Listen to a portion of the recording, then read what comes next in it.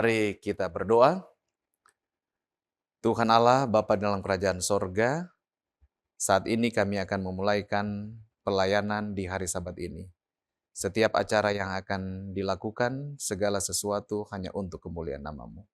Berkati ibadah pagi hari Sabat ini, kiranya kehadiran Tuhan akan terus menyala dalam peribadatan dan penyembahan kami. Berbicaralah bagi kami semua ya Bapa, kami serahkan kehidupan kami dalam tangan-Mu. Pakailah kami untuk memuliakan Engkau selalu. Dalam nama Yesus Kristus, Tuhan dan Juru Selamat kami berdoa. Amin. Bapak, Ibu, Saudara-saudariku yang dikasihi oleh Tuhan, di pagi hari Sabat ini saya rindu keluarga umat-umat Tuhan membuka buku Amsal pasal 25 ayat yang ke-11. Yang saya beri topik singkat untuk renungan rumah tangga ini adalah roda emas komunikasi keluarga. Firman Tuhan berkata demikian. Perkataan yang diucapkan tepat pada waktunya adalah seperti buah apel emas di pinggan perak.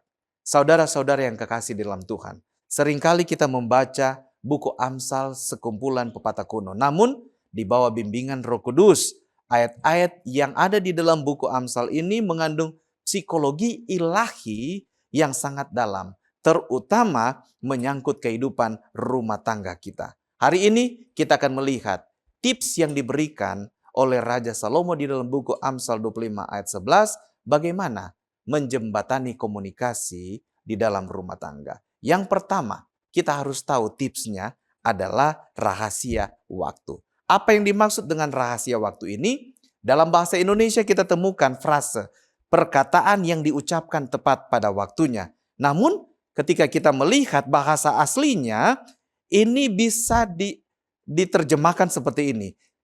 Sebuah perkataan yang diucapkan di atas roda-roda. Karena kata dasar avan yang diterjemahkan, diucapkan tepat pada waktunya, berarti diucapkan di atas roda-rodanya.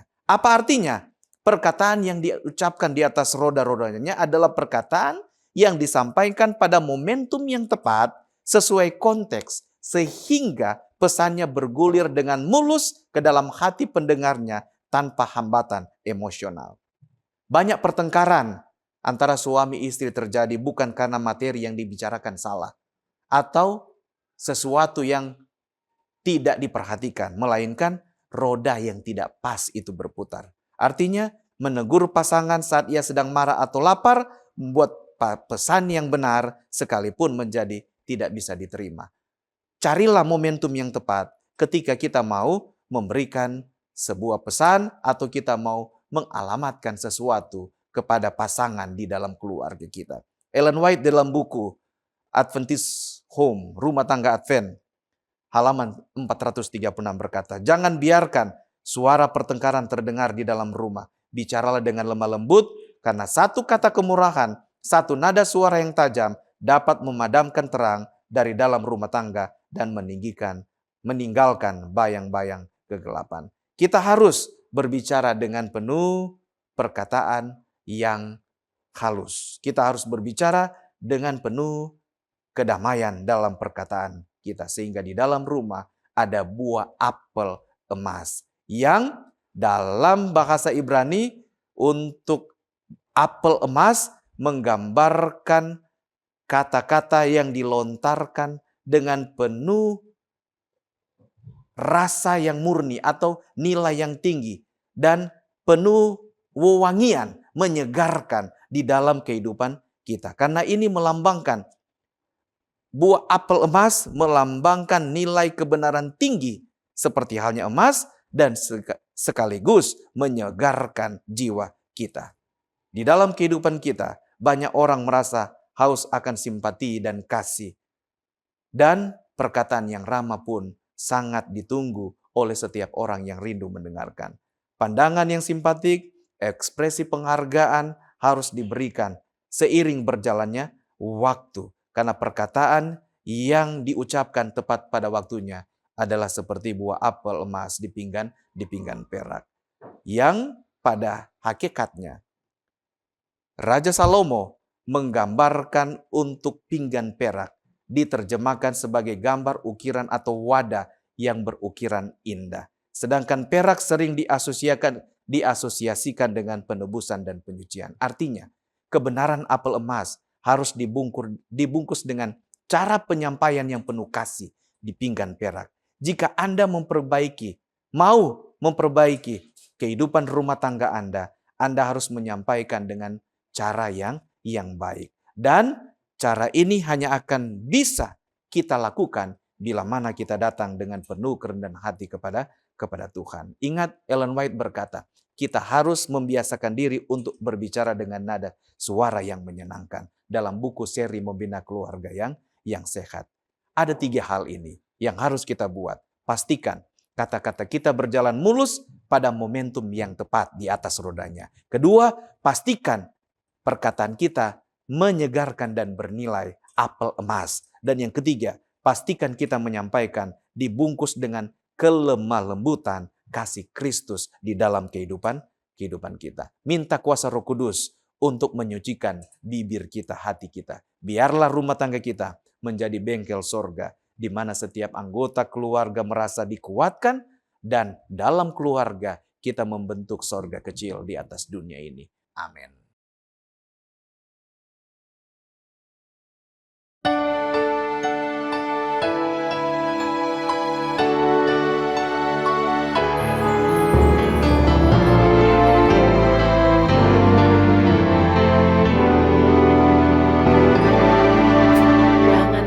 Takut sebab aku menyertai Engkau.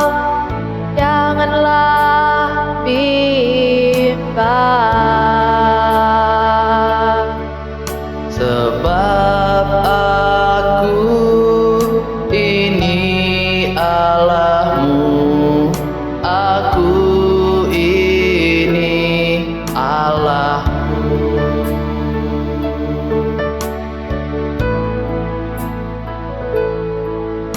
janganlah takut sebab aku menyertai Engkau. Janganlah bimbang, Sebab aku ini Allahmu, aku ini Allahmu. aku akan meneguhkan, bahkan aku akan menolong Engkau. Aku akan memegang Engkau dengan tangan kananku yang membawa kemenangan.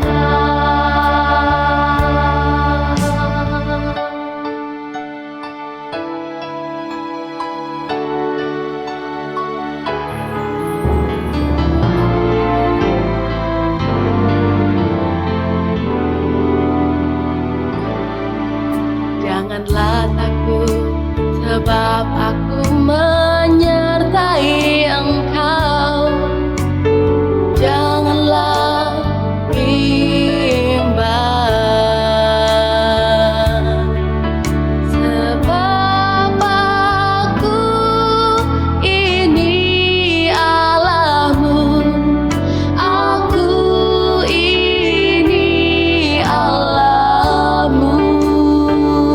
Aku akan meneguhkan,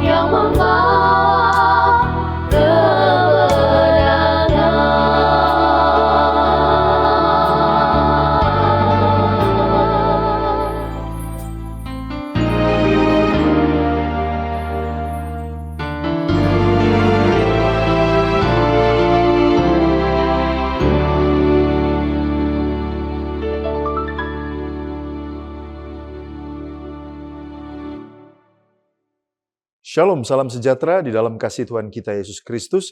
Kita sudah tiba di pelajaran yang ke-11 dengan tema kemunduran. Kami senang sekali boleh mendengar ada begitu banyak feedback yang positif bagi saudara-saudara yang mengikuti program ini. Tetapi sekali lagi kami menghimbau, mari mempelajari pelajaran sekolah Sabat di tempat kita masing-masing. Saya Pendeta Edward Taliwongso bersama dengan Pendeta Felix Gosal dan Pendeta Widodo Purwanto kembali lagi akan menolong dalam pendalaman Alkitab kita pada episode ini. Sebelum kita masuk lebih dalam, mari kita tunduk kepala dan kita berdoa.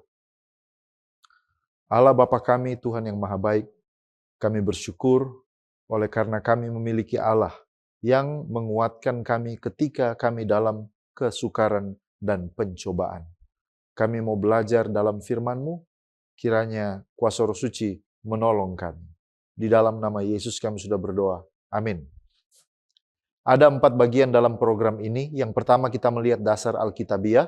Yang kedua kita mencoba menggali makna dari ayat hafalan. Yang ketiga pokok pikiran yang muncul dari pelajaran hari per hari. Dan di bagian akhir kita tiba kepada aplikasi. Mari kita lihat bagian yang pertama, dasar Alkitabiah. Markus 4 ayat 35-41. Yesus menunjukkan kuasanya atas alam ketika dia meredakan badai di Danau Galilea. Peristiwa ini mengajarkan bahwa iman kepada Kristus harus tetap teguh bahkan ketika keadaan tampaknya tidak terkendali. Markus 5 ayat 21-34. Ada seorang perempuan yang sakit pendarahan selama 12 tahun. Dia disembuhkan karena imannya kepada Yesus. Kisah ini menunjukkan bahwa iman yang sungguh-sungguh kepada Kristus membawa pemulihan, harapan, keselamatan. Roma 5 ayat 3-5. Penderitaan tidak sia-sia bagi orang percaya. Kesukaran itu akan menghasilkan ketekunan, ketekunan membentuk karakter, dan karakter menumbuhkan pengharapan yang tidak mengecewakan. Ayub 19 ayat 23-27. Di tengah penderitaan yang luar biasa, Ayub menyatakan keyakinannya bahwa penebusnya hidup dan suatu hari ia akan melihat Allah. Ayub 23 ayat 8-12. Meskipun Ayub tidak dapat memahami keberadaan atau rencana Allah dalam penderitaannya, tetapi ia tetap percaya bahwa Allah mengetahui jalannya dan bahwa ujian itu akan memurnikannya seperti emas. Lukas 24 ayat 13-27. Dalam perjalanan ke Emmaus, Yesus menjelaskan kepada 2 orang murid bahwa penderitaan dan kematian Mesias telah dinubuatkan di dalam kitab suci. Roma 8 ayat 18 dan ayat 28. Penderitaan saat ini tidak sebanding dengan kemuliaan yang akan dinyatakan kepada orang percaya dan Allah turut bekerja dalam segala sesuatu termasuk kesulitan dan penderitaan. Sekarang kita melihat judul kemunduran.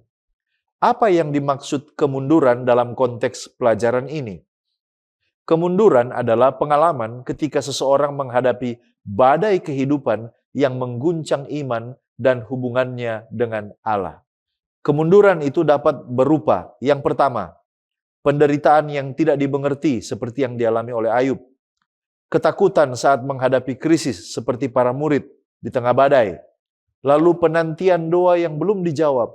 Kehilangan, penyakit, kegagalan atau ketidakadilan, juga kekecewaan rohani seperti 2 orang murid di jalan ke Emmaus yang kehilangan harapan setelah kematian Yesus. Dengan kata lain, kemunduran adalah saat perjalanan iman tidak berjalan seperti yang kita harapkan. Pertanyaan selanjutnya, mengapa terjadi kemunduran? Ada beberapa alasan. Yang pertama, karena kita hidup di dunia yang telah jatuh dalam dosa. Dunia ini dipenuhi dengan penderitaan, penyakit, kematian, dan kekecewaan.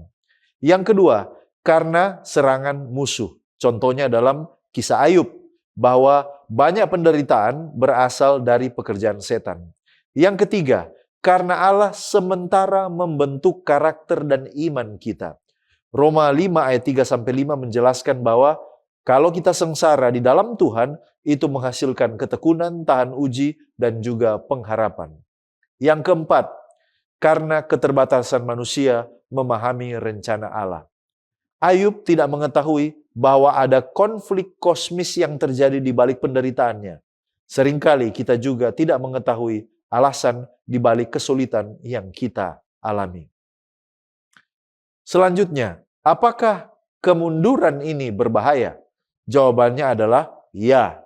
Kemunduran bisa menjadi sangat berbahaya kalau membuat seseorang itu, yang pertama, kehilangan kepercayaannya kepada Allah. Yang kedua, menjadi pahit terhadap Tuhan. Lalu yang ketiga, meninggalkan doa dan baca firman. Dia menyerah terhadap iman, lalu menilai kasih Allah hanya berdasarkan keadaan hidup. Tetapi, kemunduran tidak harus berakhir dengan kehancuran. Pelajaran kita pekan ini justru menekankan bahwa kemunduran dapat menjadi sarana pertumbuhan rohani. Contohnya, Ayub keluar dari penderitaannya dengan pengenalan yang lebih dalam akan Allah. Dia katakan dalam Ayub 42 ayat 5, "Dulu hanya dari kata orang saja aku mendengar tentang engkau, tetapi sekarang ini, lewat penderitaan ini, mataku sendiri memandang engkau." Bagaimana orang Kristen dapat bangkit kembali setelah mengalami kemunduran? Ada beberapa hal. Yang pertama, tetap percaya meskipun kita tidak paham apa yang terjadi. Ayub 13 ayat 15. Yang kedua, mengingat bahwa Allah belum selesai. Allah masih sementara bekerja. Roma 8 ayat 28. Yang ketiga, berfokus kepada Kristus bukan kepada masalah. Focus on Christ, not on crisis. Seperti wanita dalam ilustrasi pelajaran dalam pekan ini, dia memandang ke atas saat badai datang. Dia percaya kepada Yesus bukan kepada pergumulan yang dia alami. Lalu yang keempat, berpegang pada pengharapan kebangkitan. Ayub 19 ayat 25 mengatakan, "Aku tahu penebusku hidup." Lalu yang kelima, membiarkan penderitaan itu justru membawa kita lebih dekat kepada Allah. Oleh karena apa? Penderitaan itu dapat membawa kita kepada pengalaman yang lebih dalam bersama dengan Tuhan.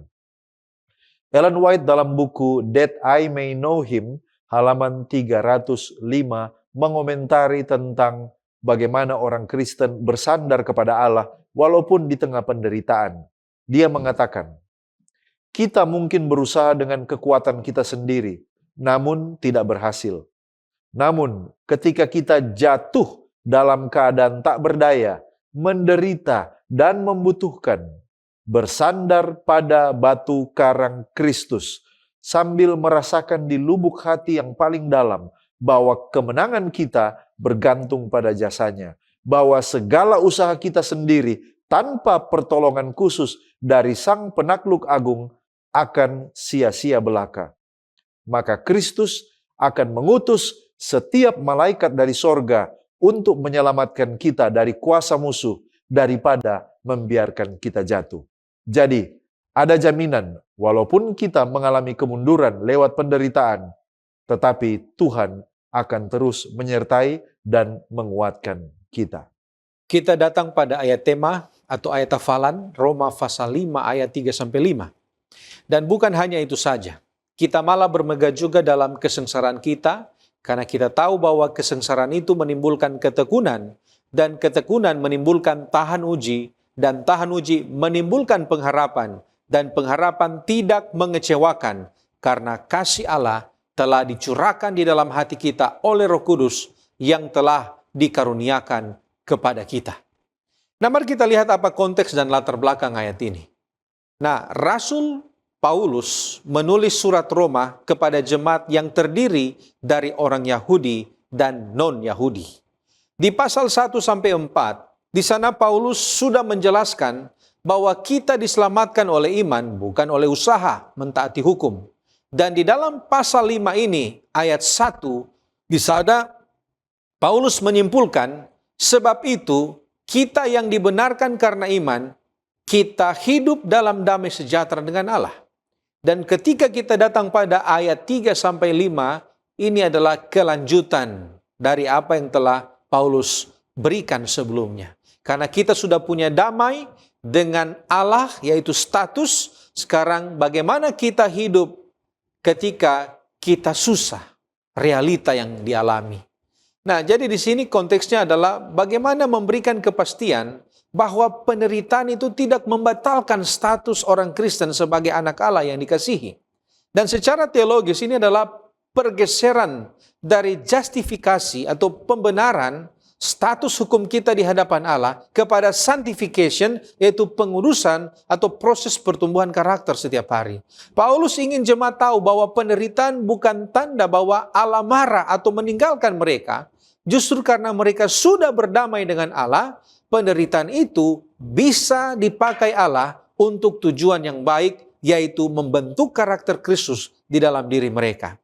Nah, Paulus tidak menulis surat ini dari istana yang nyaman, tetapi dia menulis sebagai orang yang dipenjara, dipukul, dianiaya karena Injil. Jemaat Roma juga menghadapi tekanan sosial dan penganiayaan. Konteksnya sangat praktis. Jika menjadi orang Kristen justru membawa masalah, apa untungnya? Dan di sini Paulus menjawab, penderitaan itu punya tujuan, dan penderitaan bukan jalan buntu, tetapi itu adalah tangga menuju pengharapan yang lebih kokoh. Seventh Day Adventist Bible Commentary jilid 6 halaman 468 mengatakan, saat Paulus menulis surat ini, pikirannya dipenuhi dengan isu-isu yang muncul dalam kontroversinya dengan kaum Yahudi. Ia membahas pertanyaan-pertanyaan mendasar dan menjawabnya dalam penyajian luas tentang seluruh masalah dosa dan rencana Allah untuk mengatasi keadaan darurat tersebut. Upaya legalistik untuk mentaati hukum tidak hanya ditakdirkan untuk gagal, tetapi juga dapat menjadi bukti penolakan yang arogan dan merasa benar sendiri untuk mengakui kelemahan manusia dan kebutuhannya akan seorang juru selamat. Hanya Allah sendiri yang dapat memberikan obatnya, dan inilah yang telah ia lakukan melalui pengorbanan putranya. Nah, mari kita lihat pengertian frasa. Apa artinya bermegah dalam kesengsaraan? Kemudian kesengsaraan menimbulkan ketekunan, ketekunan menimbulkan tahan uji, dan tahan uji menimbulkan pengharapan. Mari kita lihat yang pertama, bermegah dalam kesengsaraan. Nah, saudara, bermegah ini bukan berarti pura-pura senang atau menikmati penderitaan. Bermegah di sini adalah mengakui kelemahan kita dan mengerti jika Tuhan sementara menggunakan kesengsaraan ini untuk tujuannya yang lebih mulia. Jadi di sini kita tidak memuliakan penderitaan itu sendiri, tetapi memuliakan Allah yang berdaulat atas penderitaan dan mampu mengubahnya menjadi kebaikan. Saat menderita, pertanyaan alami yang sering ditanyakan adalah, Tuhan, kenapa saya begini? Atau Tuhan, apa salah saya? Dan itu pertanyaan yang manusiawi. Tetapi di sini Paulus mengajak orang Kristen untuk naik satu tingkat. Bermegah dalam kesengsaraan berarti memilih untuk fokus pada tujuan Allah, bukan pada besarnya masalah. Mudah untuk bermegah pada saat kita menghadapi kehidupan yang baik atau ketika sesuatu berjalan lancar. Tetapi bermegah saat dunia runtuh, itu butuh iman yang sudah teruji. Dan Paulus berkata, kita tahu edotes. Ini bukan perasaan, tetapi ini keyakinan yang didasarkan pada pengalaman dan firman. Bermegah dalam kesengsaraan adalah tanda bahwa iman kita sudah berakar dalam dan bukan saja sekedar di kulit luar. Nah, kemudian apa pengertian kesengsaraan menimbulkan ketekunan, kemudian ketekunan menimbulkan tahan uji, kemudian tahan uji menimbulkan pengharapan. Nah, saudara, di sini Paulus menggambarkan proses seperti tangga. Ada anak tangga. Anak tangga yang pertama itu adalah kesengsaraan yang harus kita injak untuk mencapai anak tangga berikutnya, yaitu ketekunan dan selanjutnya. Jadi, kita tidak bisa langsung loncat dari sengsara kepada pengharapan. Kita harus melewati proses yang ada. Ada kesengsaraan atau klipsis. Ini adalah tekanan, himpitan seperti anggur yang diperas. Sesudah itu ada ketekunan atau hypomone. ada daya tahan, kemampuan untuk bertahan di bawah beban tanpa patah. Kemudian ada tahan uji, dokime. Ini adalah karakter yang teruji, seperti emas yang sudah dimurnikan dari kotorannya. Dan kemudian ada elpis, yaitu pengharapan, kepastian akan masa depan yang baik, bukan sekedar mudah-mudahan saya akan sukses atau mudah-mudahan saya akan berhasil. Jadi ini adalah proses yang harus dilewati. Kita tidak bisa dari tangga pertama langsung loncat ke tangga yang paling akhir. Ada proses di sana. Dan ini adalah proses pengudusan atau proses sanctification. Setiap tahap ini memiliki fungsi. Tekanan itu menguji ketahanan. Ketahanan yang bertahan menghasilkan karakter yang matang. Kemudian karakter yang matang ini menghasilkan pengharapan yang kokoh karena didasarkan pada pengalaman akan kesetiaan Allah. Jadi tidak ada penderitaan yang sia-sia. Kata menimbulkan di sini berarti menghasilkan atau membuat atau mencapai. Dan ini menunjukkan bahwa penderitaan itu tidak pasif, dia aktif. Penderitaan itu bekerja dalam hidup kita seperti api yang memurnikan emas. Tekanan hidup itu bekerja memurnikan karakter kita. Dan Tuhan tidak membuang air mata saya dan saudara. Setiap tetesan yang tercurah itu digunakan untuk membentuk kita semua menjadi serupa dengan Yesus. Testimonis jilid 1 halaman 706 mengatakan, ujian hidup ini adalah pekerjaan Allah untuk menghilangkan kenajisan, kelemahan, kekasaran dari karakter kita dan mempersiapkan kita untuk persekutuan dengan malaikat surgawi yang murni dalam kemuliaan. Tetapi ketika kita melewati ujian-ujian ini, ketika api penderitaan menyala atas kita, kita tidak boleh terus memusatkan pandangan pada api yang terlihat, tetapi biarkan mata iman tertuju pada hal-hal yang tak terlihat, yaitu warisan kekal, kehidupan abadi. Terima kasih pendeta. Sekarang kita masuk pada pokok pembahasan badai kehidupan.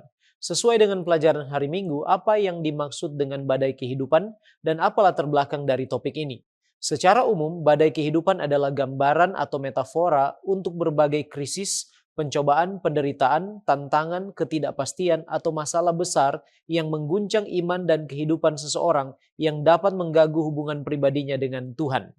Nah, latar belakang topik ini adalah kisah dalam Markus 4 ayat 35-41, di mana setelah seharian mengajar banyak orang di tepi danau Galilea, Yesus kemudian mengajak murid-muridnya menyeberang ke seberang danau.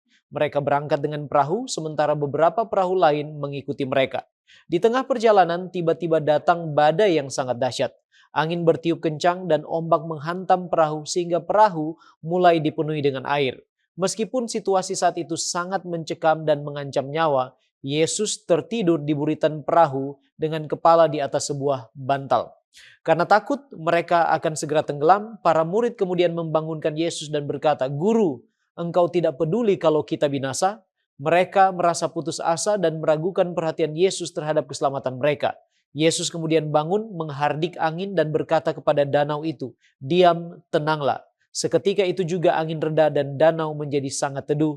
Markus 4 ayat 39. Setelah itu, Yesus menegur murid-muridnya dengan berkata di ayat yang ke-40, "Mengapa kamu begitu takut?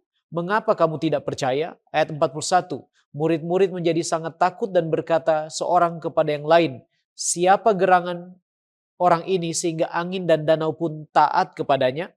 Peristiwa ini menjadi ilustrasi kehidupan rohani orang percaya.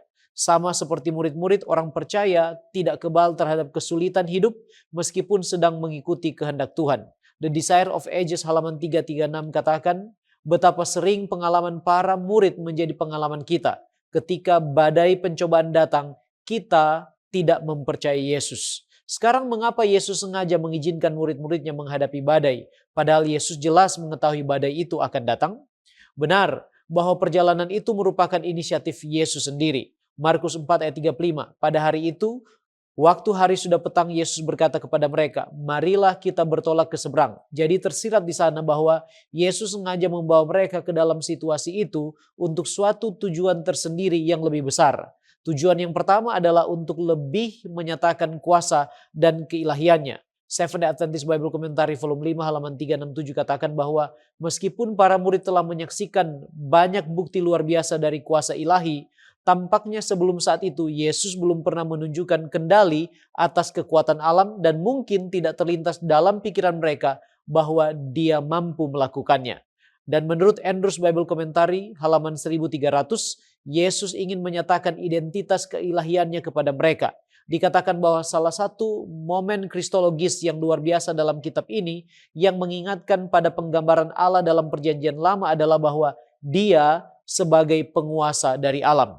Nah, tujuan yang kedua adalah bahwa dengan mengizinkan para murid mengalami pengalaman badai yang bergelora, Yesus ingin menguji dan menguatkan iman percaya mereka. Di NIV Application Commentary dalam kitab Markus halaman 193 dan 195 katakan bahwa meskipun mereka telah mendapat kesempatan terbesar untuk melihat dan mendengar Yesus serta diberi pengertian tentang rahasia kerajaan Allah, mereka masih dihantui oleh keraguan dan ketakutan. Kini mereka menjadi saksi mata kuasa ilahinya yang mampu menenangkan badai dan lautan. Iman para murid harus terus bertumbuh dan teruji kuat seperti baja dibentuk kokoh oleh berbagai badai kehidupan. Nah, badai tersebut menjadi sarana pendidikan rohani yang mengungkapkan kelemahan iman mereka sekaligus juga menyatakan kuasa Kristus. Matthew Henry Komentari menyatakan bahwa Kristus sering membawa umatnya ke dalam situasi sulit agar mereka belajar bergantung kepadanya dan bukan kepada kemampuan mereka sendiri. Sekarang mengapa Yesus tertidur di tengah badai dan laut yang bergelora? Serta apa arti tidurnya Yesus? Yesus tertidur karena secara fisik tubuhnya lelah setelah mengajar dan melayani sepanjang hari. Alfa Omega Jilid 5 halaman 359 katakan bahwa akhirnya juru selamat terlepas dari desakan atau kerumunan orang banyak dan oleh karena letih dan lapar ia berbaring di buritan kapal dan tidak lama kemudian ia tertidur nyenyak. Nah, tidur Yesus memberikan kepada kita dua makna. Yang pertama, hal itu menunjukkan kemanusiaannya yang sempurna. Dalam penjelmaannya, dia sempurna sebagai manusia, bisa merasakan kelemahan-kelemahan fisik seperti manusia dan butuh istirahat. Yang kedua, tidurnya Yesus bukan menunjukkan ketidakpeduliannya, melainkan ketenangan sempurna karena ia mengetahui bahwa segala sesuatu berada di bawah kendali Bapa di sorga. Alfa Omega Jilid 5 halaman 361. Saat Yesus dibangunkan untuk menghadapi angin ribut itu, ia benar-benar dalam keadaan damai. Tidak ada gambaran takut dalam perkataan atau pandangannya. Ia bersandar bukan pada kekuasaannya yang maha perkasa, tetapi pada Bapa.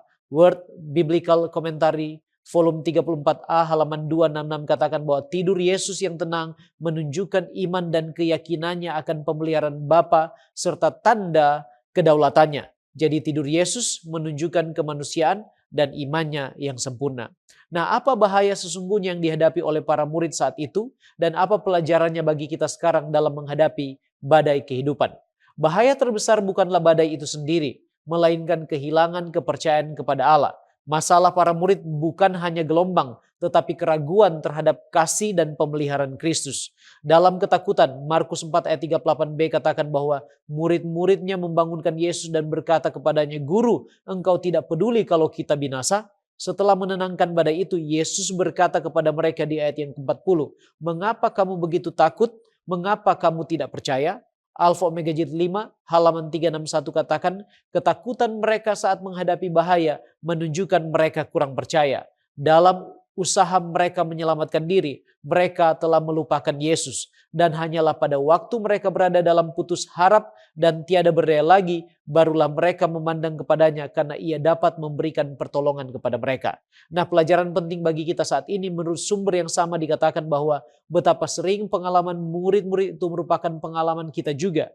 Jika badai pencobaan bertubi-tubi dan kilat yang hebat menyambar serta gelombang memukul kita, kita berjuang melawan badai itu sendirian, lupa bahwa ada seorang yang dapat menolong kita.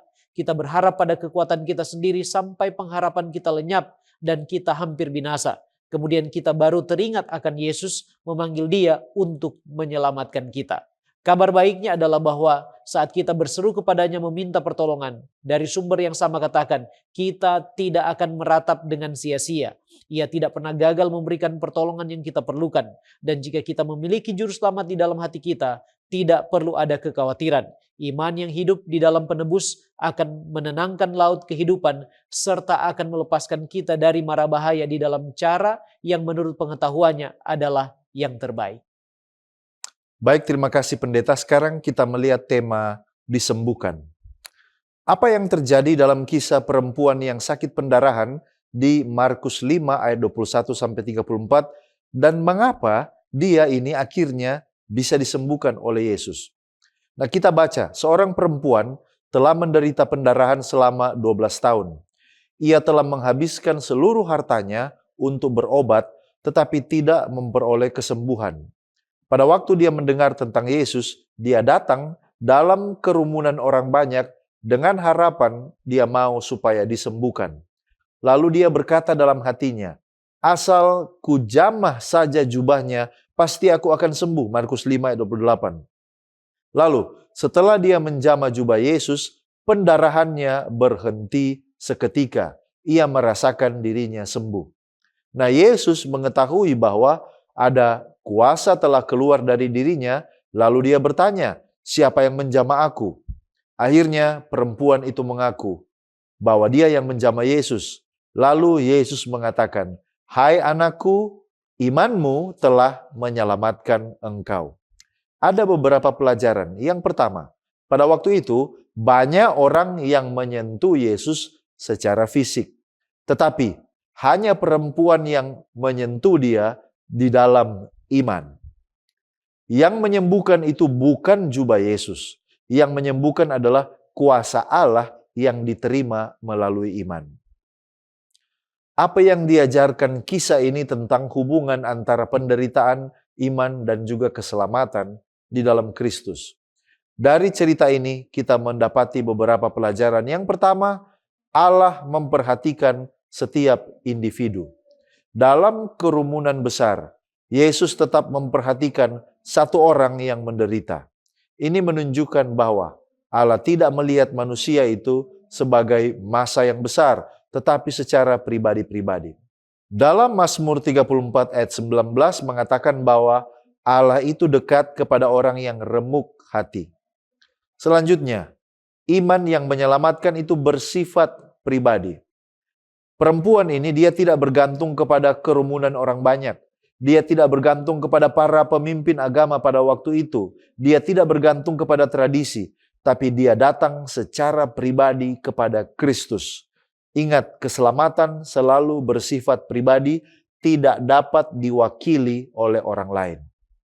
Yang ketiga, iman sejati pasti menghasilkan tindakan. Iman perempuan itu bukan sekedar keyakinan mental, tetapi ia bertindak berdasarkan kepercayaannya. Yakobus 2 ayat 17 mengatakan, iman tanpa perbuatan adalah mati. Dan yang keempat, dalam cerita ini kita pelajari bahwa penderitaan dapat menjadi jalan menuju kepada Kristus. 12 tahun penderitaannya membuat perempuan itu menyadari keterbatasannya. Ketika semua sumber manusia gagal, dia datang kepada Yesus. Dan yang kelima, apa hubungan antara cerita ini dengan Roma 5 ayat 3-5? Roma 5 ayat 3-5 mengajarkan bahwa penderitaan menimbulkan ketekunan, ketekunan menimbulkan tahan uji, dan tahan uji menimbulkan pengharapan, pengharapan tidak mengecewakan. Wanita ini sudah melewati semua proses yang disebutkan di Roma pasal 5 tadi. Penderitaan yang panjang, tekun mencari kesembuhan, pengharapan kepada Kristus, akhirnya dia dipulihkan. Pertanyaan, apakah iman itu hanya sugesti atau kekuatan pikiran positif? Jawabannya tidak. Objek iman adalah Kristus. Mengapa tidak semua orang yang menyentuh Yesus itu disembuhkan? Jawabannya adalah banyak orang yang berdesakan secara fisik. Tetapi perempuan itu datang dengan iman yang sungguh kepada Kristus. Apakah penderitaan berarti Allah meninggalkan seseorang? Jawabannya tidak. Cerita ini menunjukkan bahwa Allah tetap bekerja bahkan melalui penderitaan yang sangat panjang. Bagaimana kita dapat meneladani iman perempuan ini dalam menghadapi masalah dan pergumulan kita saat ini? Ada beberapa hal yang dapat kita lakukan. Yang pertama, datang kepada Yesus secara pribadi melalui doa, melalui firman Tuhan, dan melalui penyerahan diri. Yang kedua, tetap berharap meskipun kita sudah cukup lama menunggu. Perempuan itu menunggu 12 tahun. Yang ketiga, jangan menyerah setelah kegagalan. Banyak usaha berobat perempuan itu sebelumnya gagal, tetapi dia tidak berhenti mencari pertolongan. Yang keempat, bawa beban kita kepada Kristus. Matius 11 ayat 28-29 mengatakan, Yesus mengundang semua orang yang letih lesu untuk datang kepadanya. Ellen White dalam buku Christ Triumphant halaman 239 mengomentari tentang iman dan usaha dari perempuan ini. Dia katakan, mengapa kita tidak datang kepada Yesus dengan iman? Banyak orang hanya menyentuhnya sekilas, hanya bersentuhan dengan pribadinya. Tetapi perempuan ini melakukan lebih dari itu. Ia mengulurkan tangannya dengan iman dan langsung disembuhkan. Para pecinta kebenaran akan menghormati dia yang adalah pemulai dan penyempurna iman mereka. Kristus akan membuktikan dirinya sebagai tabib dalam memulihkan tubuh maupun jiwa.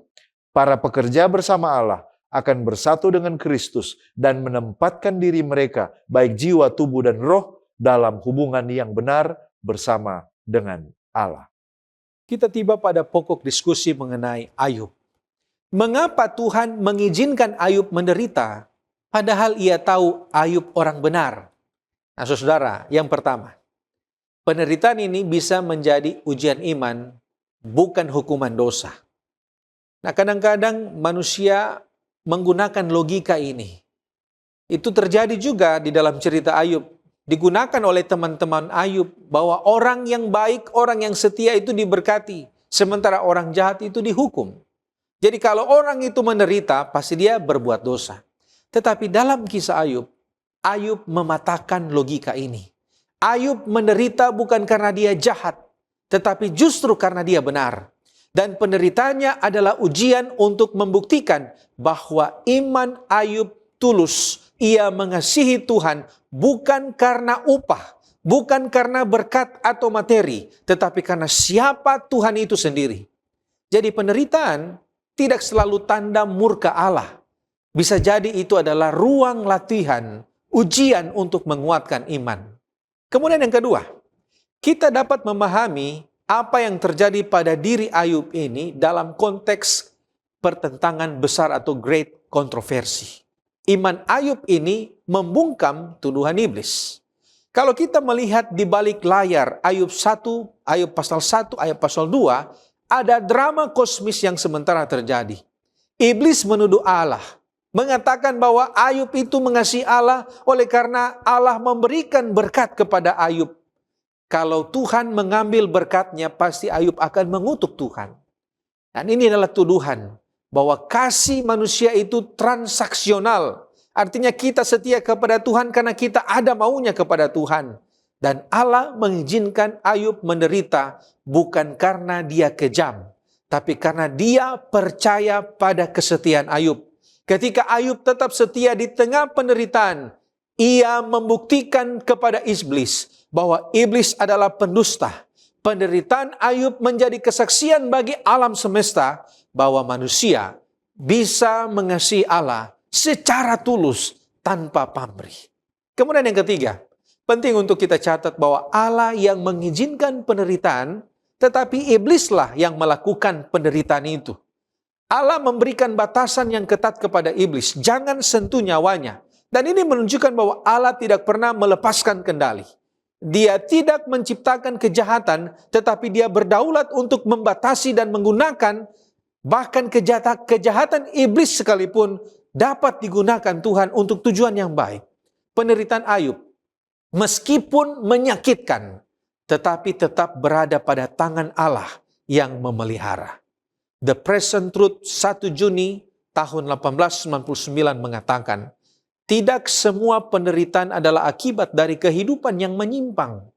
Ayub dihadirkan di hadapan kita sebagai seorang yang diizinkan Tuhan untuk ditimpa penderitaan oleh setan. Musuh merampas semua miliknya, ikatan keluarganya terputus, anak-anaknya diambil darinya.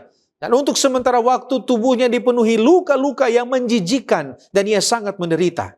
Teman-temannya berusaha membuat dia mengerti bahwa dia bertanggung jawab karena perbuatan dosanya atas semua penderitaannya. Tetapi ia menyangkal tuduhan itu. Ayub tidak menyimpang dari kesetiaannya dan Allah memberi upah kepada hambanya yang setia. Nah, mungkin kita bertanya, apa makna perkataan Ayub? Tuhan yang memberi, Tuhan yang mengambil. Apakah Tuhan yang mengambil hal-hal baik dalam hidup kita? Nah, saudara, ketika Ayub berkata Tuhan yang memberi, Tuhan yang mengambil, ia tidak sementara menuduh Tuhan sebagai pencuri yang jahat. Ia sedang mengakui bahwa segala sesuatu dalam hidupnya, anaknya, hartanya, kesehatannya adalah milik Allah, bukan miliknya. Ayub sadar bahwa ia hanya pengelola. Dia bukan pemilik mutlak. Ketika Allah mengambil, itu adalah haknya sebagai pencipta. Dan pengakuan ini adalah bentuk penyembahan. Ayub memilih untuk memuji Tuhan, bukan karena apa yang Tuhan berikan, tetapi karena siapa Tuhan itu. Saudara, Ayub pasal 1 dan pasal 2 penting untuk dibaca dengan cermat. Allah tidak secara langsung mengambil anak-anak dan harta Ayub. Tetapi di dalam cerita ini, iblislah yang melakukan kerusakan itu. Tetapi itu semua terjadi oleh karena izin Allah. Dan ada batasan yang ketat di sana. Jadi ketika Ayub berkata Tuhan yang mengambil, itu tidak berarti Tuhan adalah pelaku kejahatan. Ia mengakui bahwa tidak ada yang terjadi di luar izin Allah. Tuhanlah yang berdaulat atas segala peristiwa, baik yang dia lakukan langsung maupun yang ia izinkan terjadi. Dan ini adalah pengakuan iman, bukanlah tuduhan teologis kepada Allah. Sementara mungkin kita bertanya, apakah Tuhan itu baik? Ini pertanyaan yang sering muncul ketika kita kehilangan hal-hal baik. Tetapi saudara, kebaikan Allah itu tidak bergantung pada apakah dia memberi atau mengambil. Kebaikan Allah itu adalah sifat hakiki Tuhan. Bukan fungsi dari apa yang dia lakukan untuk kita. Ayub di sini memuji Tuhan meskipun dia kehilangan segalanya. Karena Ayub tahu bahwa kebaikan Tuhan tidak berubah. Tuhan tetap baik. Baik saat memberi maupun saat mengizinkan pengambilan. Iman sejati itu mempercayai karakter Allah, bukan hanya berkat-berkat yang kita terima. Testimonis jilid 9 halaman 246. Segala sesuatu adalah milik Allah. Manusia boleh mengabaikan tuntutannya. Meskipun dia melimpahkan berkatnya kepada mereka, mereka mungkin menggunakan karunia-Nya untuk kepuasan diri mereka sendiri. Tetapi mereka akan dimintai pertanggungjawaban atas pengelolaan mereka. Kita pindah pada pokok pembahasan jalan ke Emmaus. Apa latar belakang topik jalan ke Emmaus? Di mana Emmaus itu? Siapa yang berjalan ke sana dan dari mana? Mengapa mereka ke sana? Serta apa yang terjadi dalam perjalanan mereka ke Emmaus? Topik jalan ke Emmaus berdasarkan pada Injil Lukas 24 ayat 13-27. Terjadi tepat pada hari kebangkitan Yesus. Latar belakang peristiwa ini adalah suasana duka, kebingungan dan kekecewaan yang dialami oleh para pengikut Yesus. Mereka telah menyaksikan penangkapan, pengadilan, penyaliban, kematian, dan penguburan Yesus. Padahal mereka berharap bahwa Yesus adalah Mesias yang akan membebaskan Israel. Ketika Yesus mati di kayu salib, harapan mereka seolah-olah hancur. Bahkan laporan para perempuan tentang kubur yang kosong masih membuat mereka bingung dan tidak mengerti apa yang sebenarnya sedang terjadi. Emmaus sendiri adalah sebuah desa yang berjarak kurang lebih 7 mil atau 11 km dari Yerusalem menurut Lukas 24 ayat 13. Dan menurut Seventh-day Adventist Bible Commentary volume 5 halaman 880-881, Emmaus teridentifikasi berada di sebelah barat laut Yerusalem di sepanjang jalan menuju Lida. Nah, yang berjalan menuju Emmaus adalah dua murid Yesus. Salah satunya bernama Kleopas menurut Lukas 24 ayat 18, sedangkan murid yang satunya lagi tidak disebutkan namanya. Mereka bukan termasuk 12 rasul tetapi merupakan pengikut Yesus yang setia. Mereka sedang berjalan dari Yerusalem menuju Emmaus pada sore hari setelah mendengar berbagai berita mengenai kebangkitan Yesus. Dan Alfa Omega jilid 6 halaman 448 katakan bahwa mereka telah datang ke kota Yerusalem untuk merayakan Paskah. Dan sekarang mereka sedang dalam perjalanan kembali ke rumah mereka di Emmaus untuk merenung juga berdoa. Apa yang terjadi dalam perjalanan mereka? Alfa Omega jilid 6 halaman 448. Dengan sedihnya mereka berjalan petang itu sambil mempercakapkan peristiwa pengadilan dan penyaliban. Belum pernah sebelumnya mereka sangat tawar hati seperti itu. Dalam keadaan tidak berpengharapan dan tidak beriman, mereka sedang berjalan dalam bayang-bayang salib. Pada saat itulah Yesus mendekat dan berjalan bersama mereka. Tetapi mereka tidak menyadari siapa dia karena mata mereka seolah-olah tertutup untuk mengenalinya. Nah, Yesus kemudian bertanya tentang apa yang mereka sedang diskusikan. Dan dengan sedih mereka menceritakan tentang Yesus dari Nazaret yang mereka harapkan sebagai penebus Israel, tetapi yang telah disalibkan. Mereka juga menceritakan laporan para perempuan yang mengatakan bahwa kuburnya kosong dan bahwa ia hidup. Setelah mendengarkan mereka, Yesus kemudian menegur mereka dengan lembut karena lambat untuk percaya kepada semua yang telah dinubuatkan oleh para nabi.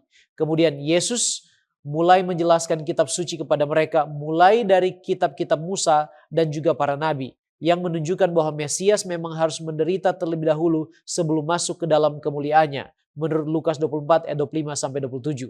Dan melalui penjelasan itu, pemahaman mereka mulai dibukakan dan hati mereka mulai berkobar-kobar oleh kebenaran firman Allah.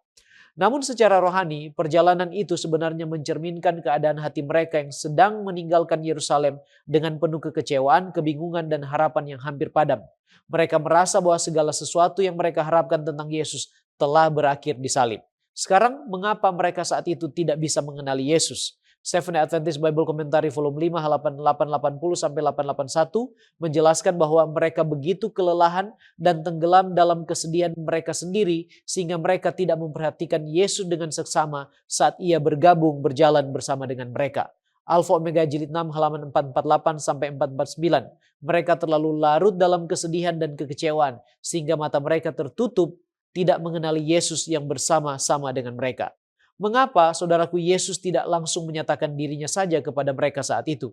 Seventh Adventist Bible Commentary volume 5 halaman 882 katakan bahwa Yesus bisa saja langsung mengungkapkan dirinya, tetapi seandainya ia melakukannya, mereka mungkin akan begitu gembira hingga tidak dapat sepenuhnya menghargai atau mengingat dengan baik kebenaran-kebenaran penting yang hendak ia sampaikan kepada mereka saat itu.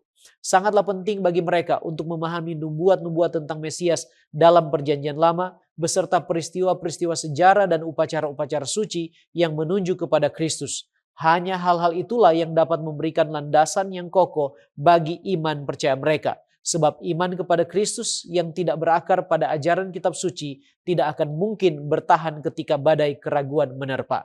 Yesus ingin menarik pikiran mereka pada penggenapan nubuatan-nubuatan tentang Mesias dalam Perjanjian Lama yang sebenarnya menunjuk pada dirinya sendiri. Alfa Omega jilid 6 halaman 449. Yesus sebenarnya ingin menghibur mereka. Ia telah melihat kesedihan mereka. Ia mengerti pikiran-pikiran mereka yang bertentangan dan membingungkan yang membawa kepada ingatan mereka pendapat. Dapatkah orang ini, maksudnya Yesus, yang membiarkan dirinya dihina menjadi Kristus? Kesedihan mereka tidak dapat ditahan dan mereka pun menangis. Yesus mengetahui bahwa hati mereka terikat dengan Dia dalam kasih dan Ia sebenarnya rindu menyapu air mata mereka dan memenuhi mereka dengan kegirangan dan kesukaan. Tetapi ia harus mula-mula memberi mereka pelajaran yang tidak pernah akan mereka lupakan. Nah, mengapa mereka merasakan kekecewaan saat itu? Kekecewaan mereka akan peristiwa salib adalah karena mereka sesungguhnya tidak memahami kitab suci, khususnya nubuatan-nubuatan tentang Mesias dan apa yang harus terjadi kepadanya. Dan hal ini terungkap dalam Lukas 24 ayat 20-24. Itulah sebabnya Yesus katakan di ayat 25 dan 26, "Hai kamu orang bodoh, betapa lambannya hatimu, sehingga kamu tidak percaya segala sesuatu yang telah dikatakan para nabi. Bukankah Mesias harus menderita semuanya itu untuk masuk ke dalam kemuliaannya?" Seventh-day Adventist Bible Commentary volume 5 halaman 882 kembali mengatakan, iman mereka sangat terguncang karena mereka tidak memahami kitab suci mengenai Mesias. Betapa seringnya kesedihan dan kekecewaan timbul akibat kesalahpahaman, baik terhadap Allah maupun sesama manusia. Pemahaman yang benar atas kitab suci Perjanjian Lama seharusnya telah menghilangkan pikiran-pikiran suram mereka, seperti yang terjadi ketika mereka akhirnya memahaminya. Selain itu, mereka juga telah melupakan petunjuk yang telah diberikan Kristus secara langsung kepada mereka sebelum kematiannya. Nah, bagaimana sampai mereka mengerti, mengenali Yesus dan akhirnya bergembira? Yang membuat mereka paham adalah penjelasan kitab suci tentang Mesias. Lukas 24 ayat 27. Lalu Yesus menjelaskan kepada mereka apa yang tertulis tentang dia dalam seluruh kitab suci, mulai dari kitab-kitab Musa dan segala kitab nabi-nabi. Mereka di sana mendesak Yesus untuk tinggal bersama mereka malam itu, dan Yesus mengiyakan. Dan Lukas 24 ayat 30-32 katakan bahwa waktu itu ia duduk makan bersama mereka, ia mengambil roti, mengucap berkat, lalu memecah-mecahkannya dan memberikannya kepada mereka. Ketika itu terbukalah mata mereka dan mereka pun mengenal dia, tetapi ia lenyap dari tengah-tengah mereka. Kata mereka seorang kepada yang lain, bukankah hati kita berkobar-kobar ketika ia berbicara dengan kita di tengah jalan dan ketika ia menerangkan kitab suci kepada kita? Seventh-day Adventist Bible Commentary volume 5, 882 dan juga di Share of Ages halaman 800 mengatakan mereka mengenalinya dari caranya memberkati dan memecah-mecahkan roti serta dari bekas paku yang mereka lihat di tangannya. Sekarang apa pelajarannya bagi kita? Perjalanan ke Emmaus menggambarkan pengalaman banyak orang percaya ketika menghadapi kemunduran, kehilangan, dan kekecewaan. Kedua murid itu mengasihi Yesus, tetapi mereka gagal memahami rencana Allah karena harapan mereka tidak sesuai dengan cara kerja Allah. Mereka melihat salib sebagai kegagalan, sedangkan Allah melihatnya sebagai kemenangan terbesar dalam sejarah penebusan. Yesus memang tidak langsung menghilangkan masalah mereka, melainkan terlebih dahulu membuka pikiran mereka melalui kitab suci. Dan Seventh-day Adventist Bible Commentary volume 5 halaman 884 katakan pengalaman batin kedua murid ini akan menjadi pengalaman bagi mereka yang mendengarkan dengan seksama suara surga yang berbicara kepada hati mereka melalui firman yang suci. Selanjutnya kita melihat tema Lihat Yesus. Nah, di dalam pelajaran hari Kamis ini sebenarnya adalah sebuah mimpi dari Ellen White, lalu kemudian kita akan menghubungkannya dengan Roma 8 ayat 18-28. Menurut mimpi Ellen White, apakah dasar pengharapan orang percaya di tengah penderitaan ini? Dalam mimpi tersebut, dia menggambarkan pengalaman seorang yang sedang putus asa, sementara rindu bertemu dengan Yesus. Dan dalam mimpi itu menunjukkan ada beberapa kebenaran penting. Yang pertama, Yesus mengetahui seluruh keadaan hidup kita. Yang kedua, Yesus tidak menolak orang yang datang kepadanya. Yang ketiga, jalan menuju Yesus itu memerlukan pelepasan diri. Dan yang keempat, penderitaan sekarang bukanlah akhir dari cerita. Roma 8 ayat 18 menyatakan sebab aku yakin bahwa penderitaan zaman sekarang ini tidak dapat dibandingkan dengan kemuliaan yang akan dinyatakan kepada kita. Paulus tidak menyangkal ada penderitaan, tetapi dia justru mengakui bahwa penderitaan itu nyata, tetapi kemuliaan yang Tuhan sediakan jauh lebih besar. Bagaimana Roma 8 ayat 18 dan Roma 8 ayat 28 membantu kita memahami kasih Allah ketika kita hidup sedang mengalami kemunduran dan penderitaan. Nah, ini adalah salah satu pertanyaan yang terbesar dalam kehidupan orang Kristen. Kalau Allah mengasihi saya, mengapa saya masih mengalami penderitaan? Roma pasal 8 memberikan jawaban yang mendalam. Yang pertama, kasih Allah tidak diukur dari tidak adanya penderitaan. Banyak orang berpikir bahwa kasih Allah berarti hidup akan selalu mudah. Tetapi Alkitab mengajarkan berbeda. Ada banyak tokoh-tokoh iman mengalami penderitaan. Ayub kehilangan segala sesuatu. Yusuf dijual sebagai budak. Daud dikejar-kejar Saul. Paulus dipenjara. Bahkan Yesus disalibkan. Penderitaan itu bukan bukti bahwa Allah meninggalkan umatnya. Justru seringkali penderitaan menjadi tempat Allah bekerja yang paling dalam. Yang kedua, Allah tetap bekerja meskipun kita tidak melihatnya. Roma 8 ayat 28 berkata, Allah turut bekerja dalam segala sesuatu untuk mendatangkan kebaikan bagi mereka yang mengasihi Dia. Ayat ini tidak mengatakan bahwa semua hal itu baik. Tidak, penyakit itu tidak baik. Kematian itu tidak baik. Penderitaan itu tidak baik. Tetapi Allah mampu memakai hal-hal yang tidak baik untuk menghasilkan kebaikan. Dan contoh yang sangat jelas adalah Yusuf. Kejadian 50 ayat 20, memang kamu telah mereka-rekakan yang jahat, tetapi Allah telah mereka-rekakannya untuk kebaikan. Yang ketiga, Kristus adalah bukti tertinggi bahwa Allah itu dapat mengubah penderitaan menjadi kemenangan. Salib adalah contoh yang paling besar. Bagi manusia, salib adalah kekalahan total, tetapi justru melalui salib Allah mendatangkan keselamatan bagi dunia. Saudaraku, mari kita jawab beberapa kesalahpahaman yang dipegang oleh banyak orang, termasuk orang Kristen. Kesalahpahaman yang pertama, kalau saya menderita berarti Allah tidak mengasihi saya. Tidak benar.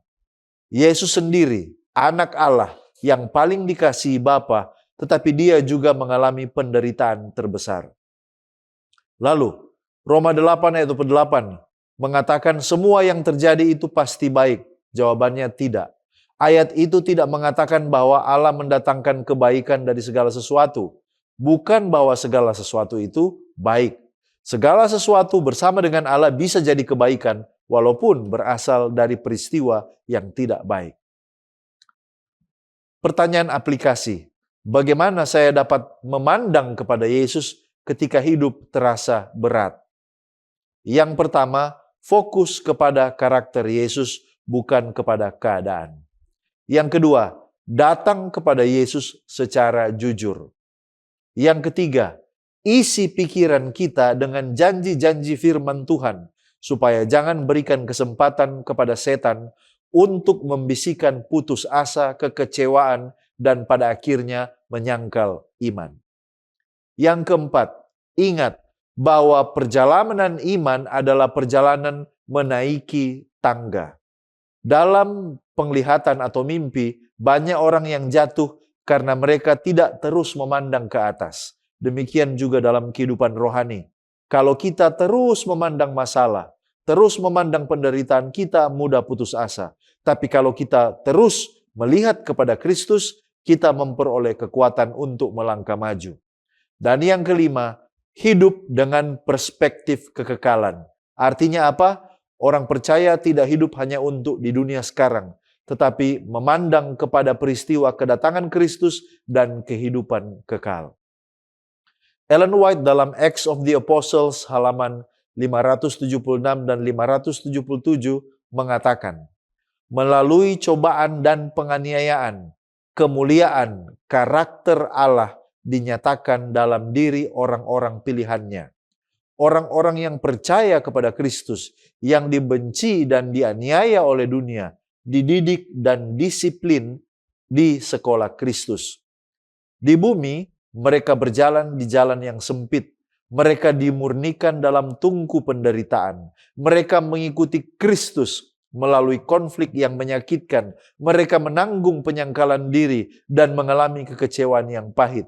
Tetapi, dengan demikian, mereka belajar tentang dosa dan kesengsaraan, dan mereka memandangnya dengan jijik.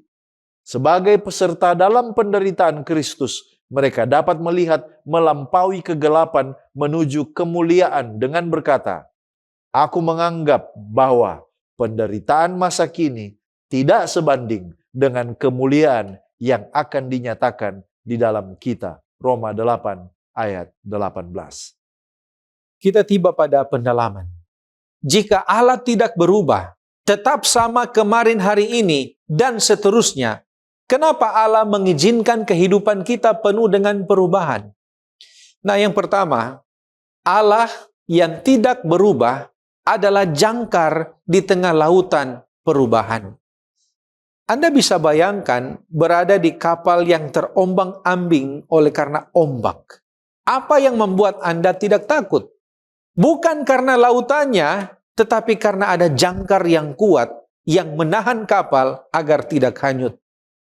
Allah tidak berubah. dan Allah adalah jangkar bagi jiwa kita. Justru karena kita penuh dengan perubahan oleh karena dosa, kesehatan bisa berubah, ekonomi bisa berubah, hubungan bisa berubah. Oleh karena itu kita membutuhkan pribadi yang tidak bisa berubah untuk menjadi tempat kita berjangkar. Jika Allah juga berubah-ubah seperti suasana hati manusia, kita benar-benar akan kehilangan arah. Kemudian yang kedua, perubahan mengajarkan kita untuk tidak berharap pada dunia, tetapi berharap pada Tuhan. Jika hidup kita selalu stabil, selalu nyaman, selalu pasti, kita bisa terlena, kita bisa tidak membutuhkan Tuhan, kita bisa mengandalkan hidup kita sendiri. Perubahan yang terjadi seperti kehilangan, kegagalan, ketidakpastian, itu adalah pengingat kasih. Bahwa di dalam dunia ini bukanlah tempat akhir kita. Allah mengizinkan perubahan agar hati kita tidak melekat pada hal-hal yang fana, tetapi kita rindu pada hal-hal yang kekal. The Youth Instruction 15 Juni 1899 mengatakan, barang siapa membangun di atas Kristus Yesus, ia akan aman. Tetapi barang siapa membangun menurut hikmat orang-orang bijak duniawi, akan mendapati hikmat mereka sebagai kebodohan. Nah, mungkin kita bertanya, apa pengertian tetap rendah hati dan percaya Allah tetap berdaulat di tengah kesulitan? Nah, bagi mereka yang berjuang melawan ketidakadilan, ini terdengar tidak adil. Nah, bagaimana kita memahami tetap rendah hati di tengah ketidakadilan? Yang pertama, rendah hati bukan berarti pasrah pada ketidakadilan, tetapi percaya keadilan Allah yang lebih tinggi. Nah, rendah hati ini sering disalahartikan sebagai diam saja atau menerima nasib. Padahal rendah hati Alkitabiah itu berarti mengakui bahwa Allah melihat apa yang tidak kita lihat, dan Dia akan menegakkan keadilan pada waktunya. Percaya pada kedaulatan Allah di tengah ketidakadilan itu bukan berarti kita tidak boleh berjuang melawan penindasan. Justru karena kita percaya Allah itu adil, maka kita memiliki keberanian untuk melawan ketidakadilan dengan cara Tuhan. Bukan dengan kebencian, bukan dengan kekerasan, tetapi dengan kasih ketekunan. Kerendahan hati itu berarti kita berjuang bersama dengan Tuhan, bukan menggantikan Tuhan. Kemudian yang kedua, kedaulatan Allah tidak menghilangkan tanggung jawab manusia untuk berbuat adil. Nah, percaya bahwa Allah berdaulat itu bukan alasan untuk diam saat melihat ketidakadilan. Justru karena kita yakin Allah yang memegang kendali, maka kita dapat mengambil resiko untuk membela kebenaran tanpa gagal. Kita berjuang bukan karena kita yakin pasti menang, tetapi karena kita yakin pasti benar di mata Allah. Kerendahan hati itu berarti kita melakukan bagian kita sambil menyerahkan hasilnya kepada Tuhan. Kemudian yang kedua, rendah hati di tengah ketidakadilan itu adalah bentuk iman yang dewasa. Bagi mereka yang berjuang melawan ketidakadilan, godaan terbesar itu adalah menjadi pahit, menjadi kecewa, atau menjadi kehilangan iman ketika ketidakadilan tampak lambat datang. Dan rendah hati ini berarti kita percaya Tuhan melihat, Tuhan peduli, dan Tuhan akan bertindak. Dan ini bukan kepasrahan yang lemah, tapi ini adalah kepercayaan yang kuat. Seperti Ayub, kita boleh bertanya, kita boleh menangis, tapi kita tidak boleh mengutuk Tuhan. Rendah hati adalah memilih untuk tetap percaya pada karakter Allah, meskipun keadaan tampak bertentangan dengan janji Tuhan. Letters and Manuscript 1893. Tuhan mengetahui semua tentang pelaksanaan tugas-tugas yang tidak menyenangkan olehmu dengan setia. Setan telah berpikir untuk menjerat jiwa dan tubuh, tetapi tolaklah penindasan itu untuk menjejakkan kakinya di atas jiwamu. Pegang teguh integritasmu dalam kekuatan Tuhan. Dia akan menepati janjinya. Tuhan akan membela perkaramu jika kamu dengan rendah hati percaya kepadanya. Saudaraku, sebagai penutup dan aplikasi dari apa yang kita pelajari dan diskusikan bersama, apa yang harus kita lakukan saat kita mengalami kesusahan, penderitaan, kekecewaan, serta keputusasaan yang mungkin menyebabkan iman kita terguncang dan kemunduran? David E. Garland dalam The New International Version Application Commentary, buku Markus halaman 200 mengatakan bahwa badai adalah bagian dari hidup yang tidak dapat dihindari oleh siapapun. Tidak ada laut yang bebas badai, dan semua pelaut harus belajar untuk mengantisipasi hal-hal yang tidak terduga. Kekacauan menghantam hidup kita dan semuanya bisa terjadi dengan begitu cepat. Namun Steps to Christ halaman 70 katakan bahwa ketika pencobaan menyerang dan kebingungan mengelilingi kita, kita harus datang kepada Kristus dan menyerahkan diri sepenuhnya kepadanya. Itulah sebabnya menghadapi berbagai macam ujian hidup, yang pertama, kita perlu cari Tuhan dan datang kepadanya. Yang kedua, kita perlu percaya janji-janji melalui firman-Nya. Dan yang ketiga, kita perlu hidup oleh iman. 2 Korintus 5 ayat 7, sebab hidup kami ini adalah hidup karena percaya, bukan karena melihat. Pena Inspirasi katakan dalam Homeward Bound halaman 135, ketika godaan dan cobaan menghampiri kita, marilah kita datang kepada Allah dan berdoa dengan sungguh-sungguh padanya.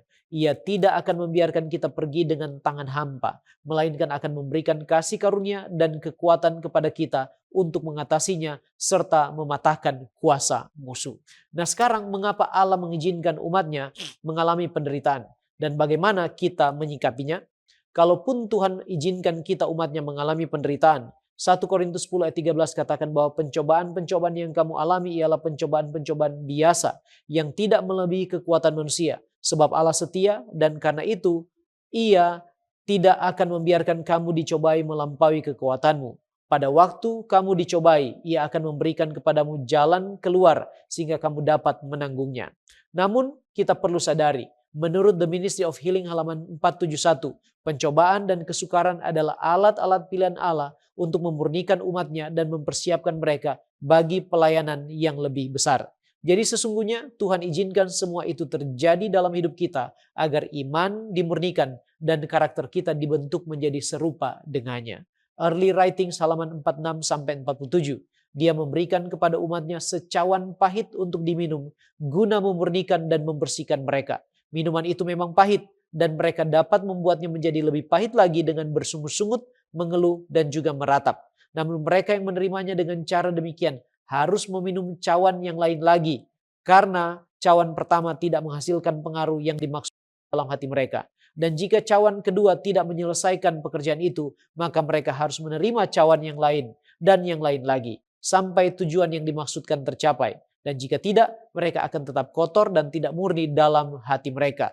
Cawan pahit ini dapat menjadi manis melalui kesabaran, ketekunan, dan doa. Dengan cara itulah cawan tersebut akan menghasilkan pengaruh yang telah direncanakan Allah dalam hati mereka yang menerimanya. Maka Allah akan dipuji dan juga dimuliakan. Sikap kita yang seharusnya ialah, menurut Roma 12 ayat 12, bersukacitalah dalam pengharapan, sabarlah dalam kesesakan, dan bertekunlah dalam doa. Sekarang apa hasilnya? Yakobus 1 ayat 2-4. Saudara-saudaraku, anggaplah sebagai suatu kebahagiaan apabila kamu jatuh ke dalam berbagai-bagai pencobaan, sebab kamu tahu bahwa ujian terhadap imanmu itu menghasilkan ketekunan. Dan biarkanlah ketekunan itu memperoleh buah yang matang, supaya ia menjadi sempurna dan utuh dan tak kekurangan suatu apapun. Ayat 12, berbahagialah orang yang bertahan dalam pencobaan, sebab apabila ia sudah tahan uji, ia akan menerima mahkota kehidupan yang dijanjikan Allah kepada barang siapa yang mengasihi Dia. Jadi saudaraku, mari kita berdoa supaya kita dapat melewati segala tantangan iman, lewat berbagai ujian dan badai kehidupan, melalui datang kepadanya dalam doa, mengklaim janji-janji firman-Nya, mengandalkan kuasa hikmat dan kekuatannya, dan kita bertahan sampai akhir, dan kita akan menerima mahkota kehidupan. Mari kita tunduk kepala dan kita satu di dalam doa. Terpujilah nama-Mu ya Tuhan Allah kami, Engkau sungguh baik dan setia. Engkau mengaruniakan kepada kami kesempatan untuk kami boleh datang belajar dari kebenaran firman-Mu. Ya Tuhan, kami memerlukan tuntunan kuasa Roh Kudus untuk menolong kami memahami maksud-Mu dalam kehidupan kami, serta memberi kuasa kepada kami mengimplementasikan apa yang kami pelajari dan diskusikan di dalam kehidupan kami sehari-hari di dalam mengikut Engkau. Tuhan, teguhkanlah iman percaya kami, sanggupkan kami melewati badai kehidupan, dan tolong kami untuk bertahan sampai kesudahan. Bapa di sorga, kami rindu suatu saat nanti, ketika hari Maranatha, kepada kami akan dikenakan mahkota kehidupan. Berkatilah kami semua Tuhan, ampunilah kami dari dosa kami serahkan hidup ini ke dalam tangan-Mu. Di dalam nama Yesus kami sudah berdoa. Amin.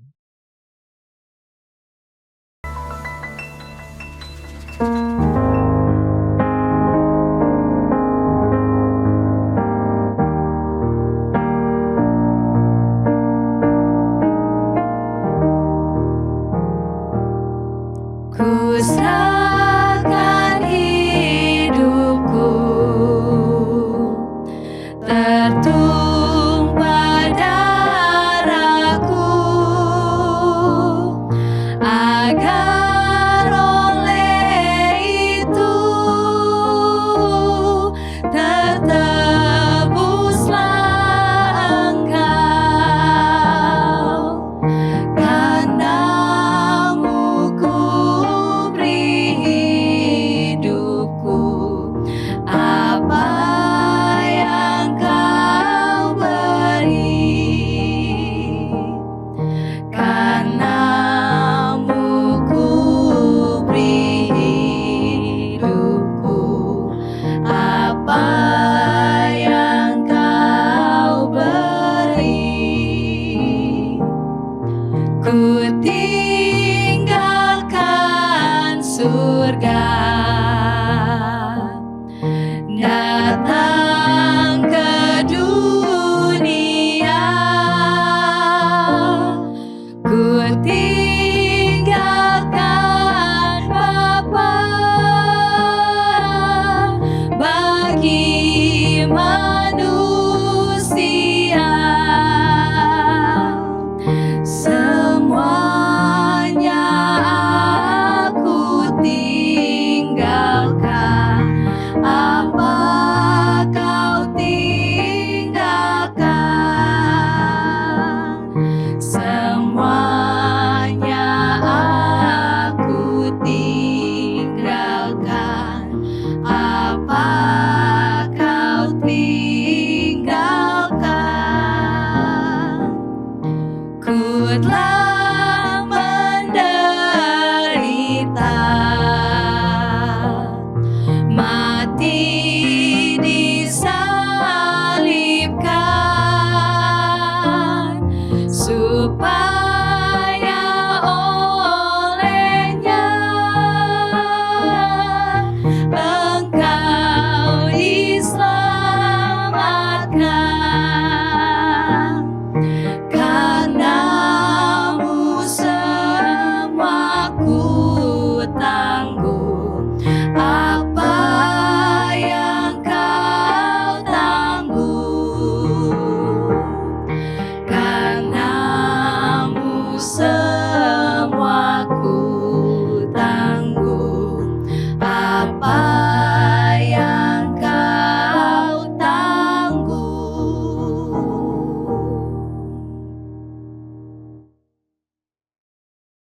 Mari kita berdoa.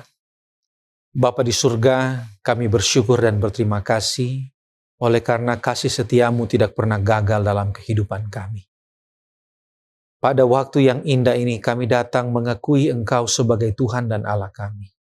Allah yang perkasa, Allah yang maha kuasa, Allah yang panjang sabar, berlimpah kasih setia, dan Allah yang selalu mengampuni kesalahan-kesalahan kami.